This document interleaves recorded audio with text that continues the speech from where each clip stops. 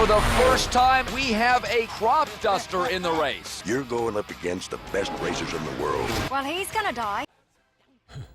Well, that was a clip from Planes, one of the big movies released over the weekend. And here to tell us if it's worth seeing, our resident movie critic, that would be Will Loper. Oh, well, thank you. Thank you for having me again. Yeah. So, yep, Planes, one of the big ones. Now, this actually is not a Pixar movie. I was mistaken. I thought it was. And it is Walt Disney, but it's sort of riding the success of Cars and Cars 2. It's in the same world.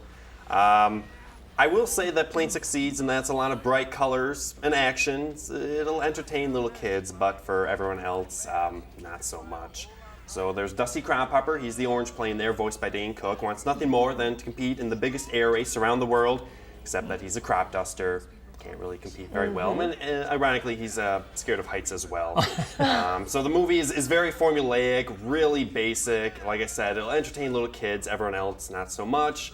Something I found a little disturbing about this movie was its racial stereotypes. You see there, there's a Mexican plane. He's in a Mexican wrestling lucha libre costume, sings in a mariachi band. There's a British plane that likes tea. They're all reduced to just these stereotypes. So, if you're going to go there, then that's the same thing with Cars. Yeah. Cars has the same thing, but all right, fair enough. But Cars had a little better story. So anyway, not much thought put into it. So I'm gonna rate this one just 2 out of 5. 2 Planes toy sets out of 5. One of the biggest driving factors to making this movie was probably merchandising. So there you go. There's money to be made. And expect a boats, probably submarines, Zambonis in the next 2 years. I'm sure. All right, next movie. Saw Elysium with Matt Damon. Very good. Written and directed by Neil Blomkamp. He also did District 9, another sci-fi movie. Oh, yeah.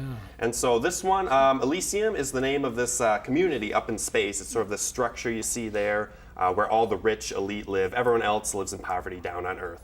So Matt Damon, he gets radiation poisoning. He's going to die in 5 days.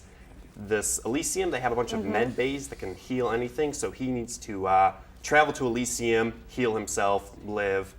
Along the way, there's a lot of there's some big themes going on about the rich and the poor. I really like the themes that's going on because it's sort of like the gap between the wealthy and the poor is even bigger in this movie because they're literally in space, as far from Earth as it can go.